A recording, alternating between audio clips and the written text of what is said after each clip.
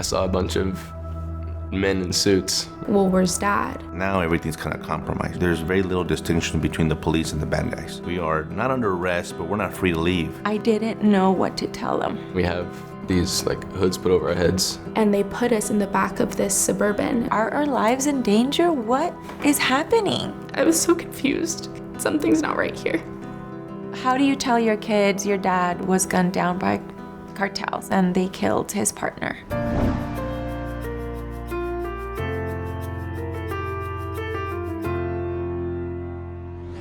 Agent Zapata's taken to a trauma room, I'm taken to another. My fear sets in. I thought they were gonna kill me. It is the worst feeling I've ever felt in my life. You talk about your faith, you talk about trust, you talk about what do I believe in. It all came to fruition for me at that moment, because during those 40 minutes, I felt so lonely. I'm an American, I'm in a country of my heritage, but I was a foreigner. They thought we were Mexican federal police officers, and I was okay with that. Petrified. It doesn't even come close to describing the fear that I had. It is a very internal, evil fear. A doctor then does come a little while, I don't know if it's within an hour, and tells me that Agent Zapata had passed.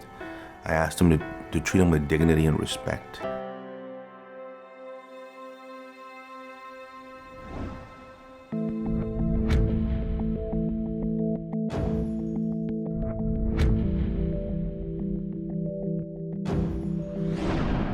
Men in suits is what I remember. And my mom was super kind of scattered, and I've never really seen her like that. I remember being especially confused because she said, "You don't have to do your homework. You just go downstairs and play." And I was like, "Oh, I don't have to do my homework, okay." When my kids got home, I didn't know what to tell them. The shooting happened at 2:15 p.m. and the first Americans showed up about 7:30 p.m. Claudia and the kids are going through their thing because when they showed up to the Suburban, now everything's kind of compromised, right? So they knew my address and home in Mexico City. And in Mexico, there's very little distinction between the police and the bad guys. The news came on and they said, Agent Jaime Avila has died. They had Jaime's first name and Victor's last name. I mean, I was devastated. I remember them telling me, you can't stay here. But I only got 2 hours to pack. What do I pack? Where are we going? My kids, they have no idea. They're curious, they're thinking, what's going on? Why are there so many people here? Jorge comes back and he tells me, there's someone that wants to talk to you. And it's Victor. And he's at the hospital. And he's like, I'm okay, Claudia. I'll be okay. Just know that I'm coming back to you. I said, that's all I needed to know. I'm good. I'm Superwoman. You know what? Whatever's coming next. But I remember going to my room and just bawling. Just bawling because I heard his voice. I knew he was home. But then I thought about Jaime. He's the agent that didn't make it. And even though I didn't know him, he took that sacrifice because it could have very well been my husband who died that day.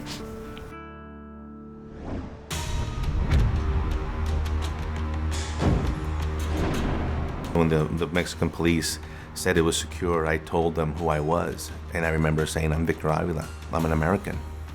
And we're U.S. diplomats from the U.S. Embassy. And you see the reaction from the hospital staff. They knew they had an international incident in their hands. Then the legal system kicked in Mexico. We are not under arrest, but we're not free to leave.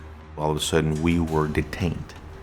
My kids are thinking, what's going on? Where's Daddy? And I said, oh, Daddy's fine. Daddy's fine, but we have to leave. Okay, why are we leaving? Well, and I'm the worst liar. She said that we had to get out of the apartment because there was a fire hazard. I saw a bunch of men in suits just like packing up our stuff in a hurry. I was like, what's going on? But my mom wouldn't tell me. I was 6 years old. We went to a hotel. I remember that being just the longest day of my life. Well, where's Dad? Even at 10 years old, I had some kind of sense that something was off. I told the kids, your dad has been involved in a car accident, but he's doing well. We're gonna be leaving on an airplane to go meet Daddy. When the time comes that we have to be escorted out, and he's like, Claudia, like, you don't understand, the incident has escalated. And now we're having the government of Mexico escorting us to the airport. Brace yourself.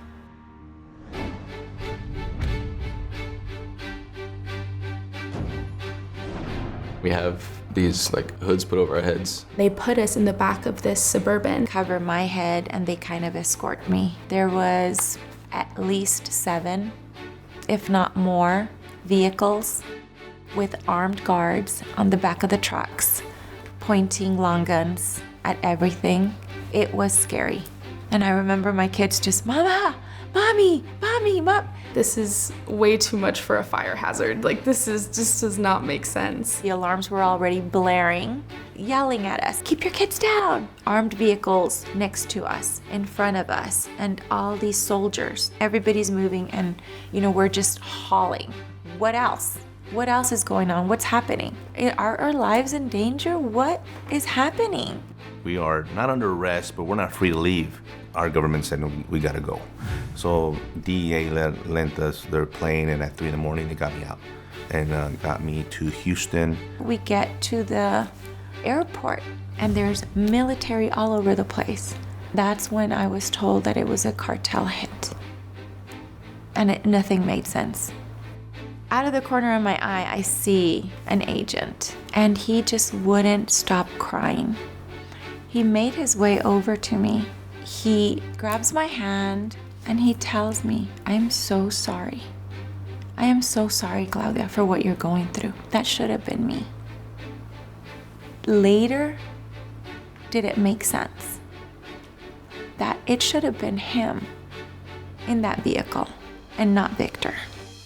They loaded us on the back of an airplane, but it was for supplies. The pilot let us take pictures in the cockpit, and we were like, ooh, very cool.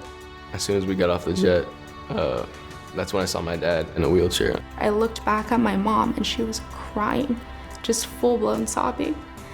And she just ran to my dad, and she hugged him. I was so confused, because I was like, why? Like, what's going on? I was just overwhelmed when I saw him like that. Something's not right here.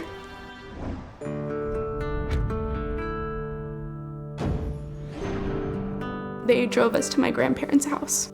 News trucks pulling up to the house. There were people outside constantly on guard duty. Grandma, I know that my dad also was in the car with another man, another agent, his partner. Is he okay? And she said, he's at home with his family. This is where, as parents, we went the wrong direction. How do you tell your kids your dad was gunned down by cartels and they killed his partner at 11 and 6? Our instinct is protect. We'll tell them down the line, right? There'll be a time when we'll be able to tell them. I don't remember crying that much. I was just trying to take in like all the information that was given to me. You know when your kids are not believing what you're telling them. I had been feeding Victor, Emilio, and Sofia all these lies, and it was a bad call. Our office counselor who said, is it okay if I talk to your kids?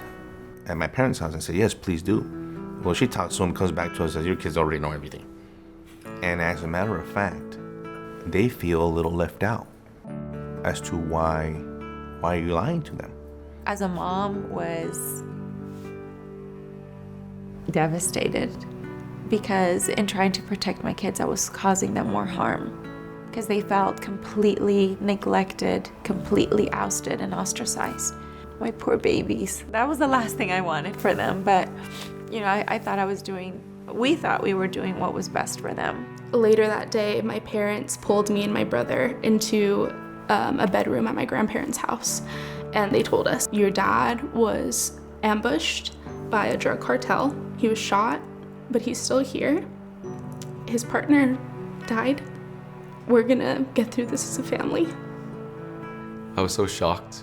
I knew how dangerous my dad's job was, but when I actually saw him in a wheelchair, I was like, wow, like that's real. Like he does real stuff with like real bad guys and stuff. And as a 6-year-old, I was so overwhelmed because I didn't really have exposure to what my dad did every day.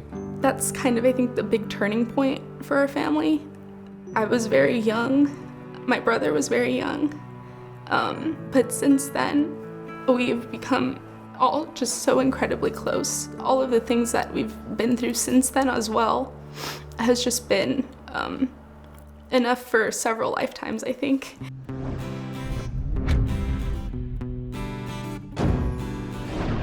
Because of the shooting, I figured there's got to be things. My kids are part of my life. They live in my own home.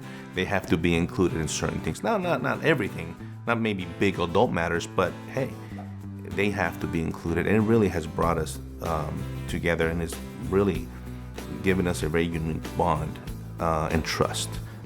Eventually, they said, for officer safety, we don't want you anywhere near the border. They flew us to DC for Victor to rehab. It was definitely a learning experience for all of us because living in Mexico and then moving to Spain and only staying there for 2 years until my dad was told to leave and we had to move again to Colorado. I feel like that forced us to get closer, form a really strong bond together. Being the provider for your family, there was a lot of anxiety because I didn't know what the next step was. I felt a lot of guilt that my family had to be put through all this because of my job. We argued quite a bit. Oh yeah, I mean there's a lot of stress in the marriage. A lot of stress. A lot of stress in marriage. I gained a lot of weight. I started losing my hair. One day I just didn't want to go to work. Why aren't you going to work? Couldn't get out of bed. I fell in a very, very deep depression. And that's when the real PTSD hit. A person as disciplined as I thought I was, like, how can this be happening to me? I couldn't shake it off. I couldn't understand why I didn't have that control. And it hurt me, and it hurt my kids, and it hurt my family. The worst part is that my agency didn't understand that. What's wrong with Victor?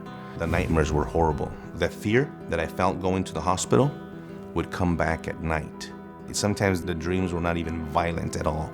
They were evil. I noticed how his personality traits changed afterwards. With counseling, you know, it did get better. But my goodness, we really had to work at it. We really had to work on it. Victor and I had never had the amount of disagreements that we did during our 10 years of marriage. It ended up being okay, but what wasn't okay is that at work, I wasn't going to work. They ostracized him. They didn't want him back. I think Victor was the last one to realize that his career was done with the agency. My law enforcement call sign had been erased. My email had been deleted. They sent agents to my house to pick up my guns and my equipment and my car. And I wasn't gonna give them my badge and credentials. It was very stressful because I was on the clock. I was getting paid, but I wasn't going to work. My agency's not offering a position back. So you're never gonna be a special agent ever again. Okay, but there could have been a lot of things I could have done for the agency. I could be a speaker for human trafficking, and I could do so many things, but those offers never came. I didn't understand it. They didn't want me back. He went through an identity crisis.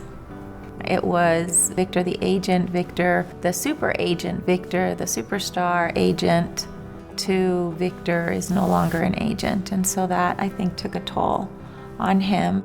I got shot in the line of duty. I paid with blood, sweat, and tears, and I saw my partner die. But they didn't want me back. 2 of the weapons used against us were part of Operation Fast and Furious. I thought it was that. We wanted answers.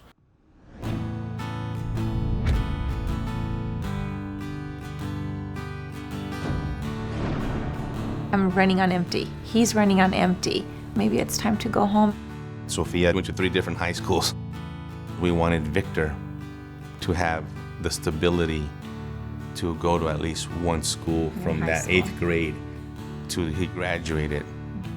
And that's how we ended up here. I wasn't officially being briefed. I checked with my own friends, and not just friends from my agency, but from other law enforcement agencies, and they would tell me, we'll let you know if there's any threat. It was very disheartening, and it was extremely, I was very afraid. We were afraid.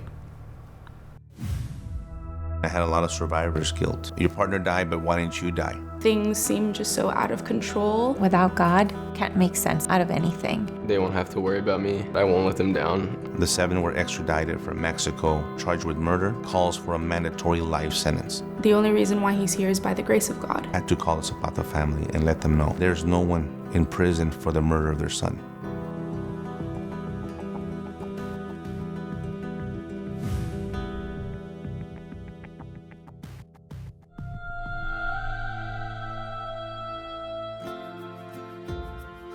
God is love, and love comes from God. In 1 John, the Bible tells us that God is not only all-loving, but that He actually is love itself. The heart of the Parent Compass television show is to bring the transforming love of God to families everywhere. In every Parent Compass episode, true stories reveal family struggles and how their lives were radically changed by the love of God. Parent Compass, an award-winning television series, is completely funded by people like you. If you have been touched by God and you want to share God's love to others, would you please pass it on? Jesus tells us to go into all the world and to tell about Him. With your donation, you allow us to take this television show into many different nations and in many different languages, free of charge. And a portion of your donation goes to Parent Compass Outreach to feed starving children. Your gift does so much. To make your tax-deductible gift, go to parentcompass.tv/donate. That's parentcompass.tv/donate. And thank you for sending love and hope around the world.